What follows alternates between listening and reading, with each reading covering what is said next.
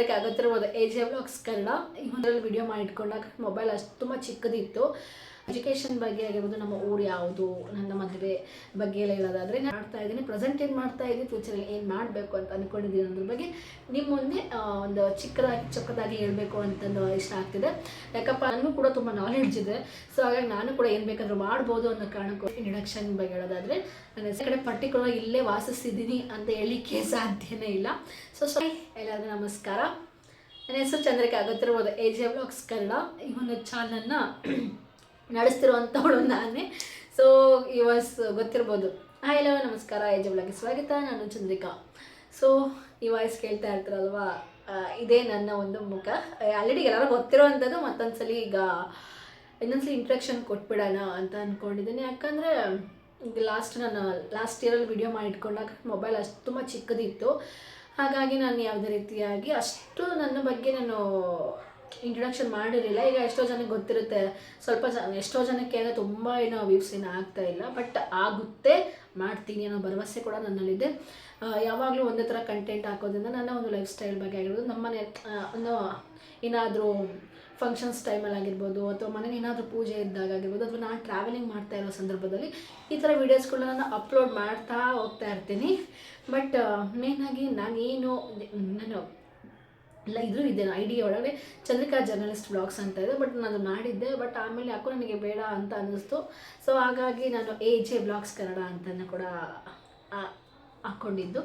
But ಏನಕ್ಕೆ ಅಂತ ಅಂದರೆ ಏನು ಹೇಳೋದು ಅದನ್ನು AJ ಅಂತ ಅಂದರೆ ನೆಕ್ಸ್ಟ್ ನಾನು ವ್ಲಾಗಲ್ಲಿ ಹೇಳ್ತೀನಿ. ಸೊ ಈಗ ನನ್ನ ಎಜುಕೇಷನ್ ಬಗ್ಗೆ ಆಗಿರ್ಬೋದು, ನಮ್ಮ ಊರು ಯಾವುದು, ನನ್ನ ಮದುವೆ ಬಗ್ಗೆ ಎಲ್ಲ ಹೇಳೋದಾದರೆ ನಾನು ನೋಡೋಕ್ಕೆ ಪುಟ್ಟ ಚಿಕ್ಕದಾಗಿ ಕಾಣಿಸ್ತೀನಿ. ಯಾಕಂದರೆ ನೈಟ್ ಕಡಿಮೆ ಇರೋದ್ರಿಂದ ಅಂತಿರ್ತಾರೆ, ನೀವು ಇಷ್ಟು ಬೇಗ ಮದುವೆ ಆಗೋಗ್ಬಿಡುತ್ತಲ್ಲ, ಇಷ್ಟು ಚಿಕ್ಕ ಹುಡುಗಿಗೆ, ಚಿಕ್ಕವಳಿದ್ದೀರಾ ಅಂತ ಕೆಲವೊಂದಿಷ್ಟು ಜನ ಅಂತಾರೆ. ಇನ್ನೊಂದಿಷ್ಟು ಜನ ಅಯ್ಯೋ ಇನ್ನೂ ಮದುವೆ ಆಗಿಲ್ಲ ಅಂತ ಕೂಡ ಹೇಳ್ತಿರ್ತಾರೆ.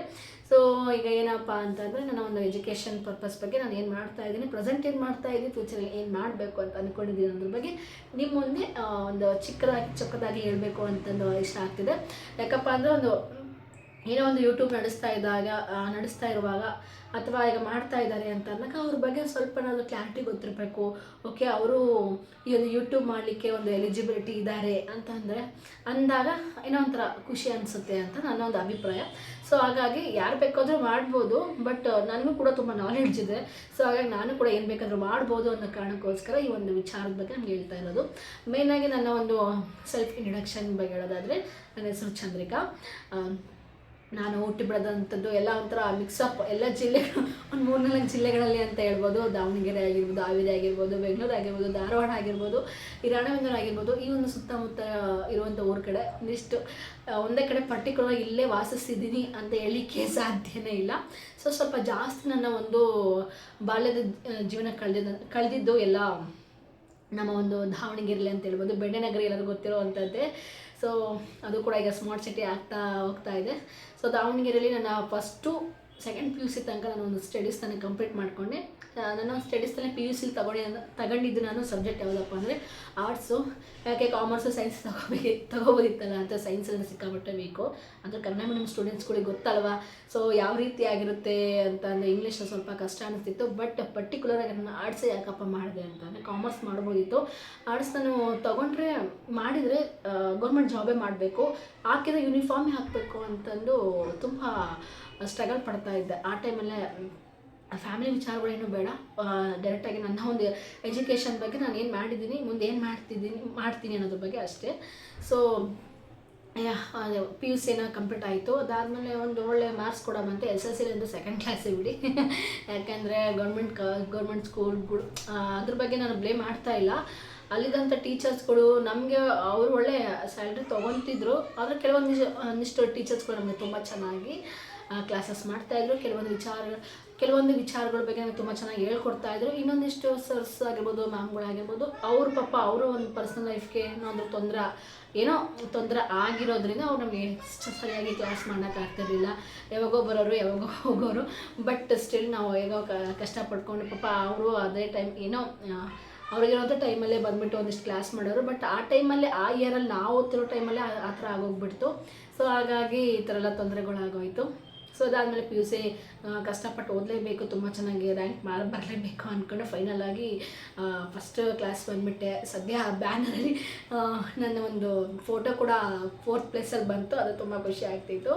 ಸೊ ಇದಾದಮೇಲೆ ನಾನು BA ಇಲ್ಲಿ ಮಾಡೋದು, ಎಲ್ಲರೂ ಆ್ಯಕ್ಚುಲಿ BBA ಮಾಡು, BCom ಮಾಡು ಅಂತೆಲ್ಲ ಹೇಳ್ತಾಯಿದ್ರು, ಮತ್ತು ಆರ್ಟ್ಸ್ಗೆ ಹೋಗ್ಬೇಡ ಅಂತ ಹೇಳ್ತಿದ್ರು. ಬಟ್ ನನಗೆ ಅದು ಯಾಕೋ ಗೊತ್ತಿಲ್ಲ, ಇನ್ನೇನು ಇನ್ನೊಂದು 2 ವರ್ಷ ಓದ್ಬಿಟ್ರೆ PUC ಕಂಪ್ಲೀಟ್ ಆಯ್ತು, ನೀನು ಪೊಲೀಸ್ ಆಗಿಬಿಡೋದು ಅಂತಂದು ತುಂಬ ಆಸೆ ಇಟ್ಕೊಂಡಿದ್ದೆ.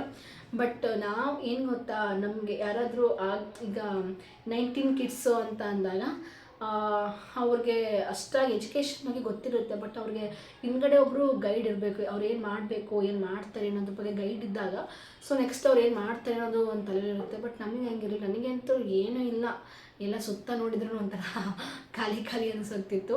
ಏನು ಮಾಡೋದು ನೆಕ್ಸ್ಟ್ ನಾನು PUC ಮುಗಿದ ತಕ್ಷಣ ಪಟ್ಟನ ಪೊಲೀಸ್ ಕೆಲಸ ಸಿಕ್ಬಿಡುತ್ತೆ ಅಂತ ತುಂಬ ಆಸೆ ಇಟ್ಕೊಂಡಿದ್ದೆ. ಬಟ್ ನಾವು ಅಂದ್ಕೊಂಡಿಗೆ ಏನು ಸಾಧ್ಯನೇ ಇಲ್ಲ. PUC ಮುಗಿದ ತಕ್ಷಣ ಅದಕ್ಕೆ ಎಕ್ಸಾಮ್ಸು ಓದಬೇಕು, ಅದಕ್ಕೊಂದು ಕೋಚಿಂಗ್ ಇರುತ್ತೆ, ಪ್ರಿಪ್ರೇಷನ್ ಮಾಡಬೇಕು ಅಂತ ಏನೂ ತಲೆಯಲ್ಲಿ ಏನೂ ಇರ್ತಿರಲಿಲ್ಲ. ಅದಾದಮೇಲೆ ಓಕೆ BA ಮಾಡಿಬಿಡೋಣ ಅಂತಂದು ಮತ್ತೆ ನಮ್ಮ ಅಪ್ಪ ಅಮ್ಮ ಇರೋರಿಗೆ ಅವರಿಗೆ ಅಲ್ಲಿ ಹೋದೆ. ಅಲ್ಲಿ ಕೂಡ BA ಮಾಡಿಕೊಂಡು ಏನೋ ಕಷ್ಟಪಟ್ಕೊಂಡು ಒಂದಿಷ್ಟು ಅದು ಇದು ಸಮಸ್ಯೆ ಮಣ್ಣು ಮಸಿ ಅಂತಾರಲ್ಲ ಆ ಥರ ಎಲ್ಲ ಆಗೋಯಿತು. ಸೊ ಫೈನಲಾಗಿ 2018 ಡಿಗ್ರಿ ಕೂಡ ಕಂಪ್ಲೀಟ್ ಮಾಡಿಕೊಂಡೆ. ಫೈನಲಾಗಿ ಮತ್ತೆ ಎಂತ ಮಾಡೋದು, ಆ ಟೈಮಲ್ಲಿ ನನಗೆ ಟೀಚರ್ ಜಾಬ್ ಕೂಡ ಆಯಿತು. ಫಸ್ಟು ಜಾಬ್ ಅಂದರೆ ಟೀಚರ್ ಜಾಬ್ ಅಂತಲೇ ಹೇಳ್ಬೋದು. ಕನ್ನಡ ಮತ್ತು ಇಂಗ್ಲೀಷ್ ಟೀಚ್ ಮಾಡಲಿಕ್ಕೆ, ಚಿಕ್ಕ ಮಕ್ಕಳಿಗೆ 1st standard to 6th teach ಮಾಡಲಿಕ್ಕೆ. ಬಟ್ ಎಂತ ನಮಗೆ ಗೊತ್ತಲ್ಲ, ಹಳ್ಳಿ ಕಡೆ ಅಯ್ಯೋ ಮದುವೆ ಮಾಡಬೇಕು, ಟೈಮ್ ಹೋಗುತ್ತೆ, ಮದುವೆ ಮಾಡಿಲ್ಲ ಅಂತೆಲ್ಲ ಹೇಳ್ತಿದ್ರು. ಬಟ್ ನಾನು ಆಗೋ ಈಗ ಸ್ಟ್ರಗಲ್ ಪಡ್ಕೊಂಡು ಮತ್ತು ಸೀದಾ ರಿಟರ್ನ್ ಮತ್ತೆ ದಾವಣಗೆರೆ ಬಂದು ರಿಟೇಲ್ ಕೋರ್ಸ್ ಮಾಡಿಕೊಂಡು, ಜೊತೆಗೆ ಕನ್ನಡ ಟೈಪಿಂಗ್ ಕ್ಲಾಸ್ ಮುಗಿಸ್ಕೊಂಡು, ಇನ್ನೂ ಟೈಮ್ ಇತ್ತಲ್ಲ ಅಂತಂದು BCBF ಕೋರ್ಸ್ ಎಲ್ಲ ಮುಗಿಸ್ಕೊಂಡು ಇನ್ನೇನು ಜಾಬ್ ಮಾಡಬೇಕು ಅನ್ನೋ ಜಾಬ್ ಕೂಡ ಆಯಿತು. ಒಂದು 2 months ಏನೋ ಜಾಬ್ ಮಾಡಿದೆ, ಡಾಟಾ ಎಂಟ್ರಿ ವರ್ಕಾಗಿ, call centre with data entry ಎರಡೂ ಕೆಲಸ ಮಾಡಾದ್ಮೇಲೆ ಆ ಟೈಮಲ್ಲಿ ಕೊರೋನಾ ಕೂಡ ಬಂತು. ಕೊರೋನಾ ಬಂದಿದ್ದಲ್ಲ ಅಂದ್ಕೊಂಡು ಮನೇಲೆ ಕೂತ್ಕೊಂಡು, ಆಮೇಲೆ ಟಿಕ್ಟಾಕ್ ಸಿಕ್ಕಾಪಟ್ಟೆ ಫೇಮಸ್ ಅಲ್ವಾ, ಆ ಒಂದು ಕಾರಣಕ್ಕೋಸ್ಕರ ಬರೀ ಅದರಲ್ಲೇ ಮುಳುಗೋಗ್ತಿದ್ದೆ. ಹೀಗೆ ಆದರೆ ಲೈಫು ಒಂದೊಂದು ತಲುಪಲ್ಲ ಅಂತ ಅಂದ್ಕೊಂಡು ಮತ್ತು ನನ್ನ ಒಂದು ಏನು ಪೊಲೀಸ್ ಆಗಬೇಕು ಅಂತ ಒಂದು ಹಠ ಇತ್ತಲ್ವ, ಆವಾಗ ನೋಡಿ ಚಿಗುರು ಹೊಡೆದಿದ್ದು. ಯಾಕಂದರೆ ಆ ಒಂದು ಇನ್ನೂ ಅವಾಗ ಮೈಂಡ್ಸೆಟ್ ತುಂಬ ಚಿಕ್ಕದು ಅನಿಸುತ್ತೆ. ಮೈಂಡ್ಸೆಟ್ ಚಿಕ್ಕದು ಅಂತ ಅಂದರೆ ಆಡೋ ಬುದ್ಧಿ ಅಂತಾರಲ್ವ, ಆ ಥರ ಮೈಂಡ್ಸೆಟ್ ಇದ್ದಿದ್ದು ನನಗೆ. ಬೇರೆಯವ್ರಿಗೆ ಗೊತ್ತಿಲ್ಲ, ಅವರೆಲ್ಲ ಇನ್ನು ಈಗಿನ ಮಕ್ಕಳಂತರೂ ತುಂಬ ಪ್ರಬುದ್ಧತೆಯಿಂದ ಬೆಳೆದು ಬಂದಿರುವಂಥರಾಗಿರ್ತಾರೆ. ಬಟ್ ನಮ್ಮ ಫ್ಯಾಮಿಲಿ ಅಪ್ಪ ಅಮ್ಮ ಇರೋದು ಒಂದು ಕಡೆ, ದೊಡ್ಡಪ್ಪ ದೊಡ್ಡಮ್ಮ ಇರೋದು ಅವರು ಒಂದು ಕಡೆ, ಪಾಪ ಅವ್ರಿಗೆ ತಕ್ಕ ಮಟ್ಟಿಗೆ ಅವರಲ್ಲಿರುವಂಥ ಎನ್ವೈರ್ಮೆಂಟಿಗೆ ತಕ್ಕಂಗೆ ನಮ್ಮನ್ನು ಬೆಳೆಸಿರ್ತಾರೆ. ಆ ಒಂದು ಬೆಳೆಸಿರೋದ್ರಿಂದ ನಾವು ಏನೋ ಒಂದು ಮಾಡಬೇಕು ಅಂತ ಅಂದ್ಕೊಂಡಿರ್ತೀವಿ. ಫೈನಲಾಗಿ ನಾನು ಕೂಡ ಪೊಲೀಸ್ ಎಕ್ಸಾಮ್ಸ್ಗೆ ಓದಿದೆ, ಕೋಚಿಂಗ್ ಕೂಡ ತಗೊಂಡೆ.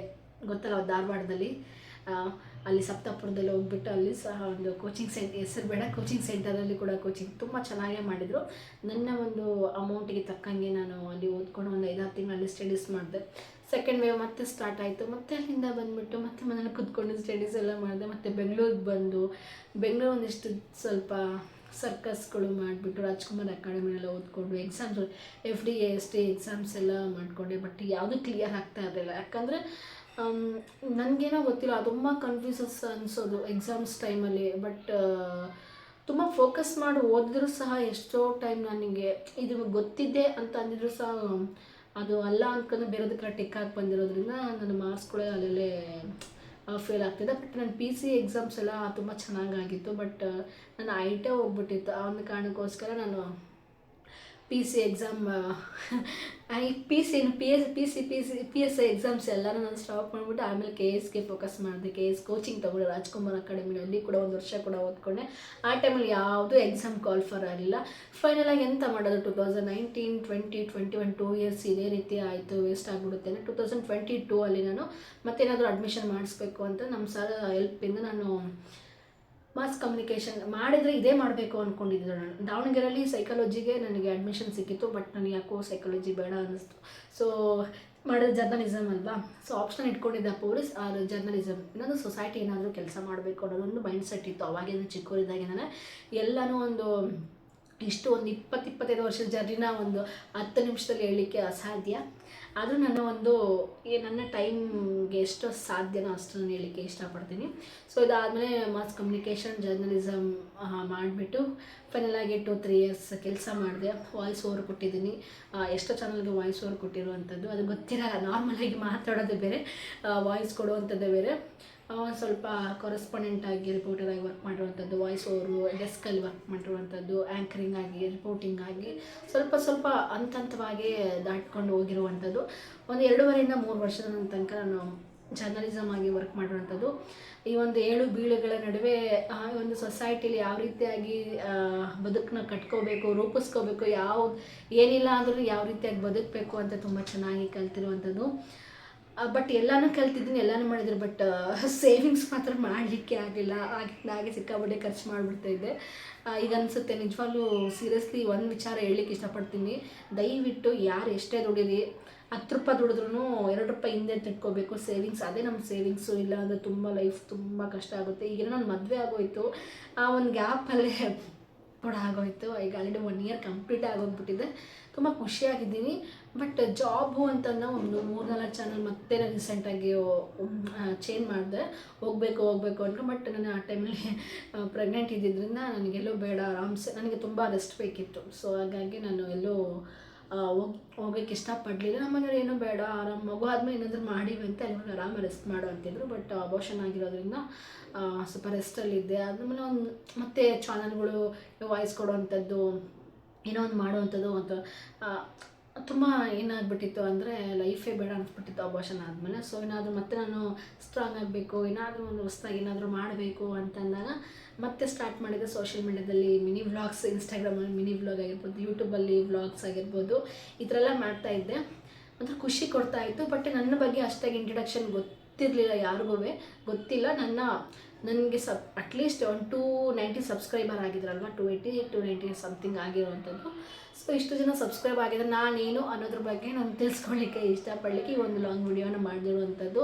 ಸೊ ನೆಕ್ಸ್ಟ್ ನಾನು ನ್ಯೂಸ್ ಬಗ್ಗೆ, ನನಗೆ ಎಲ್ಲ ಮಾಹಿತಿಗಳು ಗೊತ್ತಿದ್ರು ಸಹ ನ್ಯೂಸ್ಗಳ ಬಗ್ಗೆ ಹೇಳಬೇಕು ಅಂತಂದು ಟೈಮ್ ಸಾಕಾಗ್ತಿಲ್ಲ. ಯಾಕಂದರೆ ಜೆನ್ಯೂನಾಗಿ ಕೊಡಬೇಕಾಗುತ್ತೆ ನ್ಯೂಸ್ಗಳ ಬಗ್ಗೆ. ಹಾಗಾಗಿ ಎಲ್ಲರೂ ಹಾಗೆ ಅಂತಂದ್ರಾಗ ಈಗಂತೂ ಆಲ್ಮೋಸ್ಟ್ ಮೀಡಿಯಾದ ಬಗ್ಗೆ ಆ ಒಂದು ರೆಸ್ಪೆಕ್ಟ್ ಆಗಿರ್ಬೋದು, ಆ ಒಂದು ನಂಬಿಕೆ ಅನ್ನೋದನ್ನೇ ಕಳ್ಕೊಂಡ್ಬಿಟ್ಟಿದೆ. ಈಗ ಪತ್ರಿಕಾ ರಂಗ ಅನ್ನೋದು ಏನದು 4ನೇ ಅಂಗ, ಶಾಸಕಾಂಗ, ಕಾರ್ಯಾಂಗ, ನ್ಯಾಯಾಂಗ, ಈಗ 3 ಅಂಗಗಳಿರ್ತವೋ ಅದೇ ರೀತಿಯಾಗಿ ಪತ್ರಿಕಾ ರಂಗ ಕೂಡ ಒಂದು 4ನೇ ಅಂಗ. ಆ ಒಂದು ಅಂಗದ ಒಂದು ಏನಂತಾರೆ ಆ ನಂಬಿಕೆನ ಕಳ್ಕೊಳ್ಳೋ ಮಟ್ಟಿಗೆ ಹೋಗ್ಬಿಟ್ಟಿದೆ. ಬಟ್ ಸೋಷಿಯಲ್ ಮೀಡ್ಯಾದಲ್ಲಿ ಈಗ ತುಂಬ ಆ್ಯಕ್ಟಿವ್ ಆಗ್ತಾಯಿದೆ. ಎಲ್ಲನೂ ಯಾವುದು ಸತ್ಯ ಯಾವುದು ಸುಳ್ಳು ಅನ್ನೋದು ತುಂಬ ಜನಕ್ಕೆ ಗೊತ್ತಾಗ್ತಾ ಇರುವಂಥದ್ದು. ಸೊ ಹಾಗಾಗಿ ನಾನು ಕೂಡ ಮೀಡ್ಯಾದಲ್ಲಿ ವರ್ಕ್ ಮಾಡಿರೋದ್ರಿಂದ ನನಗೆ ಈ ವಿಚಾರಗಳ ಬಗ್ಗೆ ತುಂಬ ಆಳವಾಗಿ ಒಂದು ತಕ್ಕ ಮಟ್ಟಿಗೆ ಗೊತ್ತಿದೆ. ಬಟ್ ಎಲ್ಲೋ ಏನೋ ಕಾಣಿಸ್ಕೊಂಡಿಲ್ಲ ಅಂತಂದರೆ ಎಲ್ಲೋ ಕಾಣಿಸ್ಕೊಳ್ಬೇಕು ಮೀಡ್ಯಾದಲ್ಲಿ ವರ್ಕ್ ಮಾಡೋದು ಇಲ್ಲ. ಒಬ್ಬರು ಸ್ಕ್ರೀನ್ ಮೇಲೆ ಕಾಣಿಸ್ಕೊತಾ ಇದ್ದಾರೆ ಅಂತ ಅಂದಾಗ ಅವ್ರ ಹಿಂದೆ 100 ಜನ ಕೆಲಸ ಮಾಡ್ತಾ ಇರ್ತಾರೆ. ಅದನ್ನು ಕೂಡ ತಿಳ್ಕೊಬೇಕಾಗಿರುವಂಥದ್ದು ಈ ಒಂದು ಡಿಜಿಟಲ್ ಚಾನಲ್ ಕೂಡ ಆದರೂ ಅಷ್ಟೇ. ಸೊ ಒಂದು ಚಿಕ್ಕ ಚಾನಲ್ ಆಗಿದೆ, ಅವ್ರ ಮುಂದೆ ಸ್ಕ್ರೀನ್ ಮೇಲೆ ಒಬ್ಬರು ಕಾಣಿಸ್ತಾ ಇದ್ದಾರೆ ಅಂತ ಅಂದಾಗ ಅವರಿಂದ ಒಂದು 10-15 ಜನ ಕೆಲಸ ಮಾಡ್ತಾ ಇರ್ತಾರೆ. ಅದು ಕೂಡ ನಾನು ಆಗಿರ್ತೀನಿ. ಸೊ ಫೈನಲ್ ಆಗಿ ಇದು ನನ್ನ ಇಂಟ್ರೊಡಕ್ಷನ್. ನಾನು ಕೂಡ ಮಾಸ್ ಕಮ್ಯುನಿಕೇಷನ್ ಜರ್ನಲಿಸಮ್ ಮಾಡಿ ಮೀಡ್ಯಾದಲ್ಲಿ ವರ್ಕ್ ಮಾಡಿಬಿಟ್ಟು ಈಗ ನಾನು ಭರತನಾಟ್ಯಂ ಕೂಡ ಕಲಿತಾ ಇರುವಂಥದ್ದು, ಯೋಗ ಟ್ರೈನರ್ ಆಗ್ತಾ ಇರುವಂಥದ್ದು. ದೆನ್ ಒಳ್ಳೆ ವಾಯ್ಸ್, ನ್ಯೂಸ್ಗಳಿಗೆ ವಾಯ್ಸ್ ಕೊಡುವಂಥದ್ದು 4-5 ಥರ ವಾಯ್ಸ್ನ ನಾನು ಬೇಸ್ ವಾಯ್ಸ್ಗಳನ್ನ ನಾನು ಕೊಡ್ತೀನಿ. ಅದ್ರ ಜೊತೆಗೆ ಮನೇಲಿ ಏನಾದರೂ ತುಂಬ ಇಷ್ಟ ಆಯಿತು ಅಂದರೆ ನನಗೆ ಇಷ್ಟ ಆದಂಥ ಕವನ ಆ ಟೈಮಲ್ಲಿ ಬರಿತಾ ಇದ್ದೆ. ಒಳ್ಳೊಳ್ಳೆ ಪ್ರಶಸ್ತಿಗಳು ಬಂದಿದೆ. ಬಟ್ ಈಗ ಅದನ್ನೆಲ್ಲ ಸ್ಟಾಪ್ ಮಾಡಿಬಿಟ್ಟಿದ್ದೀನಿ. ಈಗ ಆ್ಯಸ್ ಯೂಶುವಲ್ ಮನೆ ಕೆಲಸ, ಕಿಚನ್ನು, ಫ್ಯಾಮಿಲಿ, ಪರ್ಸ್ನಲ್ ಲೈಫು, ಜೊತೆಗೆ ನನ್ನ ಸ್ಕಿನ್ ಕೇರ್ ರೊಟೀನ್ ಆಗಿರ್ಬೋದು, ನನ್ನ ಒಂದು ಬುಕ್ಸು ನೋಡ್ತಾ ಇದ್ದೀವಿ. ನಾನು ಎಲ್ಲ ಬುಕ್ಸ್ಗಳು ಈಗ ಆಲ್ರೆಡಿ ಮಿನಿ ಬ್ಲಾಗಲ್ಲಿ ಅಪ್ಲೋಡ್ ಮಾಡಿದ್ದೀನಿ ಯಾವ ರೀತಿಯಾಗಿದ್ದು ನನ್ನ ಜರ್ನಿ ಅಂತಂದು. ಸೊ ಇದೇನು ಹೇಳಬೇಕಪ್ಪ ಅಂದರೆ ನನಗೆ ಇಷ್ಟು ಎಜುಕೇಷನ್ ಮಾಡಿದ್ದೀನಿ ಅಂತೆಲ್ಲ ಹೇಳಿದ್ನಲ್ವ. ಎಜುಕೇಷನ್ ಜೊತೆಗೆ ನಾನು ಈಗ ಕ್ಲಾಸ್ ಇರೋ ಟೈಮಲ್ಲಿ ನಾನು ಕ್ಲಾಸ್ ಕೇಳ್ತಾ ಇದ್ದೆ. ಬೇರೆ ಟೈಮಲ್ಲಿ ನಾನು ಮಕ್ಕಳಿಗೆ ಡ್ಯಾನ್ಸ್ ಕಲಿಸೋಕ್ಕೆ ಹೋಗ್ತಾ ಇದ್ದೆ. ಅಥವಾ ಯಾವುದಾದ್ರೂ ಕೆಲಸ ಸಿಕ್ಕರೆ ನಾನು ಸಣ್ಣ ಪುಟ್ಟ ಕೆಲಸ ನಾನು ಮಾಡ್ತಾಯಿದ್ದೆ. ಕೆಲವೊಂದು ಟೈಮ್ ಗಾರ್ಮೆಂಟ್ಸ್ ಕೆಲಸ ಕೂಡ ಮಾಡ್ತಾಯಿದ್ದೆ. ಯಾಕೆಂದರೆ ನಾವು ಭೂಮಿ ಮೇಲೆ ಬಂದಿದ್ದೀವಿ ಅಂತ ಅಂದಮೇಲೆ ನಮ್ಮ ಒಂದು ಜೀವನ ಸುಂದರವಾಗಿ ಕಟ್ಕೋಬೇಕು ಅಂತ ಅಂದಾಗ ನಾವು ಯಾರ ಮುಂದೆ ಕೈ ಒಡ್ಬಾರ್ದು ಅನ್ನೋದು ನಂದು ಒಂದು ತುಂಬಾ ಇತ್ತದು. ಸೊ ಆ ಪ್ರಕಾರಣ ನಾನು ಮಾಸ್ಟರ್ಸ್ ಮಾಡುವಾಗನೂ ಅಷ್ಟೇ, ನಾನು ವಿಜಯ್ ಟೈಮ್ಸಲ್ಲಿ ಮಾರ್ನಿಂಗ್ ಅಲ್ಲೆಲ್ಲ ಕೆಲಸಕ್ಕೆ ಹೋಗ್ತಾ ಇದ್ದೆ. ಇಲ್ಲಿ ಕ್ಲಾಸಿಗೆ ಇಂಟರ್ನಲ್ಸ್ ಇದ್ದಾಗ ಇಂಟರ್ನಲ್ಸ್ ಬಂದು ಬರೀತಾ ಇದ್ದೆ. ಸಮ್ಟೈಮ್ಸ್ ಕ್ಲಾಸ್ ಕೂಡ ಬಂದು ಅಟೆಂಡ್ ಆಗ್ತಾ ಇದ್ದೆ. ವೀಕ್ಲಿ ಒಂದು 5 ಡೇಸ್ ಏನಾದರೂ ಕ್ಲಾಸ್ಗೆ ಏನಾದರೂ ಆಫೀಸಿಗೆ ಹೋದರೆ 2 ಡೇಸ್ ಕ್ಲಾಸಿಗೆ ಏನೋ ಇಂಪಾರ್ಟೆಂಟ್ ಕ್ಲಾಸ್ ಇದ್ರು ಅಂತ ಅಂದಾಗ ಬಂದು ಅಟೆಂಡ್ ಮಾಡ್ತಾಯಿದ್ದೆ. ಸೊ ಎಲ್ಲನೂ ಆರಾಮ್ಸೆ ಏನೂ ಆಗಿಲ್ಲ. ತುಂಬ ಲೈಫಲ್ಲಿ ಸ್ಟ್ರಗಲ್ಸ್ ಅನ್ನೋದು ಇದ್ದೇ ಇರುತ್ತೆ, ಪ್ರತಿಯೊಬ್ಬರ ಜೀವನದಲ್ಲಿ ಇದ್ದೇ ಇರುತ್ತೆ. ಈಗಿನ ಹೆಣ್ಮಕ್ಳು ತುಂಬಾ ಸ್ಟ್ರಾಂಗ್ ಅಂತ ಹೇಳಲಿಕ್ಕೆ ಇಷ್ಟಪಡ್ತೀನಿ. ಯಾಕಂದರೆ ಯಾರು ಯಾರ ಹತ್ರನೂ ಕೈ ಒಡ್ಡೋಕ್ಕೆ ಇಷ್ಟಪಡೋದಿಲ್ಲ, ನಾನು ಒಬ್ಬಳು. ಬಟ್ ಈಗ ನಾನು ಹೆಂಗಾಗ್ಬಿಟ್ಟಿದೆ, ಮದುವೆ ಆದಮೇಲೆ ನನ್ನ ಗಂಡನ ಹತ್ರ ಕೈ ಒಡ್ಬೇಕು ಅನ್ನೋದಕ್ಕಿಂತ ಅವರು ನನ್ನ ಭಾಳ ಸಂಗಾತಿ ಆಗಿರೋದ್ರಿಂದ, ಅವ್ರ ಜೊತೆಗೆ ನನ್ನ ಜೀವನ ಹಂಚ್ಕೊಂಡಿರೋದ್ರಿಂದ ಅವರು ನನಗೆ ಖರ್ಚು ಮಾಡೋದ್ರಲ್ಲಿ ಏನು ತಪ್ಪಿಲ್ಲ. ಈ ಒಂದು ಮದುವೆ ಆದಮೇಲೆ ಲೈಫೇ ಬೇರೆ ಇರುತ್ತೆ. ಅದಕ್ಕಿಂತ ಮುಂಚೆ ಸ್ವಲ್ಪ ಹಾಗೆ ಏನಾದರೂ ಮಾಡಬೇಕು, ಯಾರ ಹತ್ರ ಏನು ಕೇಳಬಾರ್ದು, ಸ್ವಲ್ಪ ನಾವು ಏನದು ಫೈನಾನ್ಷಿಯಲಿ ಇಂಡಿಪೆಂಡೆಂಟ್ ಆಗಿರಬೇಕು ಅನ್ನೋದೊಂದು ಥಾಟ್ ಬಂದುಬಿಡುತ್ತೆ. ಸೊ ಹಾಗಾಗಿ ಯಾವುದೂ ಆರಾಮ್ಸೆ ಹೋಗಿಲ್ಲ. ನಮ್ಮ ಸರ್ನ ಸಹಾಯದಿಂದನೂ ಕೂಡ ಅವರ ಒಂದು ಟೈಮ್ ನಮ್ಮ ಜೊತೆಗೆ ಕಳೆದು ಅವರಿಗೆ ಎಷ್ಟೋ ಒಂದು ಕೆಲಸವನ್ನು ಬಿಟ್ಬಿಟ್ಟು ನನಗೆ ಒಂದು ಸ್ವಲ್ಪ ನನ್ನ ಎಜುಕೇಷನ್ಗಾಗಿರ್ಬೋದು, ನನ್ನ ಒಂದು ಜೀವನಕ್ಕೆ ಸಪೋರ್ಟ್ ಮಾಡಿದರೆ ಅವರಿಂದನೂ ಸಹ ಇಷ್ಟೆಲ್ಲ ಮಾಡಲಿಕ್ಕೆ ಸಾಧ್ಯ ಆಯಿತು ಅಂತ ಕೂಡ ಹೇಳ್ತೀನಿ ನಾನು. ಅದು ನನ್ನ ಒಂದು ಪುಟ್ಟದೊಂದು ಕಿರುಪರಿಚಯ ಒಂದು 4ರಿಂದ 5 ನಿಮಿಷದಲ್ಲಿ ಹೇಳಬೇಕು ಅಂತ ಅಂದ್ಕೊಂಡಿದ್ದೆ. ಬಟ್ ಇದು ಆಲ್ಮೋಸ್ಟ್ 10ರಿಂದ 15 ನಿಮಿಷ ಆಗೋಯಿತು. ಬಟ್ ಸೊ ಇದಾಗಿತ್ತು ನನ್ನ ಇಂಟ್ರೊಡಕ್ಷನ್. ನಾನು ಯಾವ ರೀತಿಯಾಗಿ ಬೆಳೆದು ಬಂದಿದ್ದು. ಫೈನಲ್ ಮದುವೆಯಾಗಿ ಒಂದು ಸ್ಟೇಜಿಗೆ ಬಂದುಬಿಟ್ಟಿದ್ದೀನಿ. ಏನಪ್ಪ ನಾನು ನೆಕ್ಸ್ಟಿಗೆ ಏನು ಮಾಡಬೇಕು, ಈಗ ನಾನು ನಾರ್ಮಲಾಗಿ ಟೈಮ್ ವೇಸ್ಟ್ ಮಾಡ್ಬೋದು ಅಂತ ನಾನು ಔಟ್ ಆಫ್ ಸ್ಟೇಟ್ಗಳಿಗೆಲ್ಲ ಡ್ಯಾನ್ಸ್ ಪ್ರೋಗ್ರಾಮಿಗೆ ಹೋಗ್ತಾಯಿದ್ದೆ. ಫೋಕ್ ಡ್ಯಾನ್ಸ್ ಎಲ್ಲ ಗೊತ್ತಿರ್ಬೋದು ನಿಮಗೆ, ಟ್ರೈಬಲ್ ಡ್ಯಾನ್ಸ್, ಫೋಕ್ ಡ್ಯಾನ್ಸ್ಗಳ ಬಗ್ಗೆ ಎಲ್ಲ. ಈಗ ವೀರಗಾಸೆ ಆಗಿರ್ಬೋದು, ಲಂಬಾಣಿ ಆಗಿರ್ಬೋದು, ಡೊಳ್ಳು ಕುಣಿತ ಆಗಿರ್ಬೋದು, ಜಾನಪದ ನೃತ್ಯಗಳು ಆಗಿರ್ಬೋದು, ಈ ಥರ ಎಲ್ಲ ಕಡೆಗೆ ನಾನು ಹೋಗ್ತಾ ಇದ್ದೆ. ಈಗ ಮತ್ತೆ ಬಿಟ್ಟಿದ್ದೆ. ಮತ್ತೆ ಅವ್ರು ನನಗೆ ಫ್ರೀ ಕೆಲಸಕ್ಕೆ ಹೋಗದೆ ಇರೋದ್ರಿಂದ ಫ್ರೀ ಆಗಿದ್ದೆ ಅಂತ ಅವರು ಕೂಡ ಕರ್ಕೊಂಡೋಗಿದ್ರು. ಈ ಒಂದು ಸ್ವಲ್ಪ ಗ್ಯಾಪ್ ಇರೋದ್ರಿಂದ ಒಂದು ಮುಂಬೈ ಕೂಡ ಹೋಗಿ ಬಂದೆ, ತಮಿಳ್ನಾಡು ಕೂಡ ಹೋಗಿ ಬಂದೆ, ಅಂಡಮಾನು, ಈಗ ಆಲ್ಮೋಸ್ಟ್ ತುಂಬ ಆ ಕಡೆ ಅಂಡಮಾನ್ ಆಗಿರ್ಬೋದು, ಗೋವಾ, ಪಾಂಡಿಚೇರಿ, ಹೈದ್ರಾಬಾದ್, ಚೆನ್ನೈ, ಆಂಧ್ರ ಪ್ರದೇಶ್, ತಮಿಳ್ನಾಡು, ಈ ಥರ ಎಲ್ಲ ಪ್ಲೇಸಸ್ಗಳಿಗೆಲ್ಲ ಹೋಗ್ಬಿಟ್ಟು ಒಳ್ಳೆ ಪರ್ಫಾರ್ಮೆನ್ಸ್ ಕೊಟ್ಬಿಟ್ಟು ಒಳ್ಳೊಳ್ಳೆ ವೇದಿಕೆಗಳನ್ನು ಶೇರ್ ಮಾಡಿದ್ದೀನಿ. ಈಗ ರೀಸೆಂಟಾಗಿ ನಡೆದಂಥ ವೇವ್ಸ್ ಕಾರ್ಯಕ್ರಮದಲ್ಲೂ ಕೂಡ ಭಾಗಿಯಾಗಿದ್ದೆ. ತುಂಬ ಖುಷಿ ಆಯಿತು. ಆ ಒಂದು ಪ್ರೋಗ್ರಾಮ್ ಆಲ್ಮೋಸ್ಟ್ ಒಂದು 3 to 4 ಡೇಸ್ ಕೂಡ ನಡೆದಿತ್ತು. ನಮ್ಮ ಒಂದು ಜರ್ನಿ ಒಂದು 1 ವೀಕ್ ಆ ಒಂದು ಮುಂಬೈಯಲ್ಲಿ ಕಳೆದಿದ್ದು ತುಂಬ ಖುಷಿ ಇತ್ತು ಅಂತಲೇ ಹೇಳ್ಬೋದು. ಸೊ ಫೈನಲ್ ಆಗಿ ನನ್ನ ಒಂದು ಯೂಟ್ಯೂಬ್ ಜರ್ನಿನ ಸ್ಟಾರ್ಟ್ ಮಾಡೋಕ್ಕಿಂತ ಮುಂಚೆ ಈ ಒಂದು ಇಂಟ್ರಡಕ್ಷನ್ ವ್ಲಾಗ್ನ ಮಾಡಬೇಕಿತ್ತು. ಬಟ್ ಸ್ಟಿಲ್ ನಾನು ಇವಾಗ ಮಾಡಿರುವಂಥದ್ದು ಯಾರಿಗೆಲ್ಲ ಈ ಒಂದು ನನ್ನ ಪರ್ಸ್ನಲಿ ನನ್ನ ಎಜುಕೇಷನ್ ಪರ್ಪಸ್ ಆಗಿರ್ಬೋದು, ನನ್ನ ಒಂದು ಲೈಫ್ ಸ್ಟೈಲ್ ಬಗ್ಗೆ ಈ ಒಂದು ವ್ಲಾಗ್ ನಿಮಗೆ ಇಷ್ಟ ಆಗಿದೆ, ಸಪೋರ್ಟ್ ಮಾಡಿ ಅಂತ ಹೇಳ್ತಾ ಇವತ್ತಿನ ನನ್ನ ಒಂದು ಇಂಟ್ರಡಕ್ಷನ್ ವ್ಲಾಗ್ನ ಕಂಪ್ಲೀಟ್ ಮಾಡ್ತೀನಿ. ಎಲ್ಲರಿಗೂ ಥ್ಯಾಂಕ್ ಯು. ಮತ್ತು ನೆಕ್ಸ್ಟ್ ವ್ಲಾಗಲ್ಲಿ ಸಿಗೋಣ. ಟೇಕ್ ಕೇರ್, ಬಾಯ್, ನಮಸ್ಕಾರ.